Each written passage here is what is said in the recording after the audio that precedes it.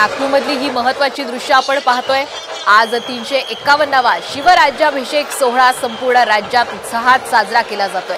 एकीकडे आपण नागपूरमधली दृश्य पाहिली आहे, तर दुसरीकडे रायगडावर सुद्धा मोठ्या संख्येने शिवप्रेमी दाखल झालेले आहेत। छत्रपती शिवाजी महाराज हे महाराष्ट्राचं आराध्य दैवत आणि मराठी साम्राज्याचा पाया त्यांनी रोवला, त्यामुळे प्रत्येक मराठी माणसाला आजच्या या दिवसाचा आणि छत्रपती शिवाजी महाराजांचा अभिमान वाटतोय।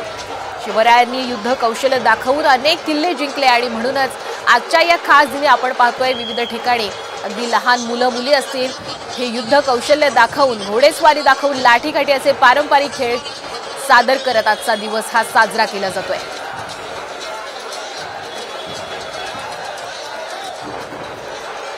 न भूतो न भविष्यती असा सोहळा रायगडावर दरवर्षीच खरं तर आपल्याला पाहायला मिळतो।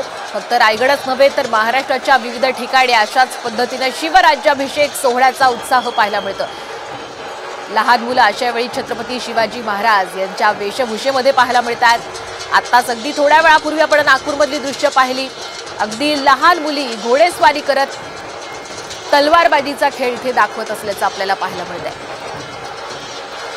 प्रत्येक मराठी माणसासाठी, शिवप्रेमीसाठी आजचा दिवस हा अत्यंत महत्त्वाचा आणि अभिमानाचा आहे। एकीकडे आपण दृश्य पाहतोय रायगडावरची, तर दुसरीकडची ही दृश्य आहेत नागपूरमधली।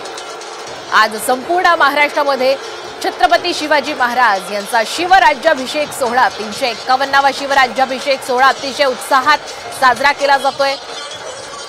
रायगडवरची आपण दृश्य पाहतोय, फुलांनी संपूर्ण रायगड किल्ला सजवण्यात आलेला आहे। शिवप्रेमी मोठ्या संख्येने इथे दाखल झाले, तर नागपूरमध्ये सुद्धा तरुणाई आजच्या या खास दिनी सकाळीच आपण रस्त्यांवर उतरल्याचं पाहायला मिळत आहे। ढोल ताशांच्या गजरामध्ये आजचा दिवस हा अतिशय उत्साहात साजरा केला जातोय। छत्रपती शिवाजी महाराज म्हटलं की आठवतात गड किल्ले आणि त्यांचा पराक्रम। महाराष्ट्राचा आराध्य दैवत म्हणून छत्रपती शिवाजी महाराज यांना मानाचा मुजरा आज संपूर्ण राज्यामध्ये हे सर्व शिवप्रेमी आणि प्रत्येक मराठी माणूस करताना आपण पाहू शकतो।